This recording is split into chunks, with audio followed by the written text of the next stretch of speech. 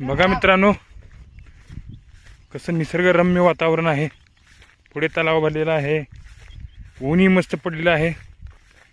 रावणाची ओढ पवनीकडे आहे. बघा कसा चालतोय आमचा रावण. त्या दिवशी आम्ही पेडगाव मैदानात घेऊन गेलो होतो.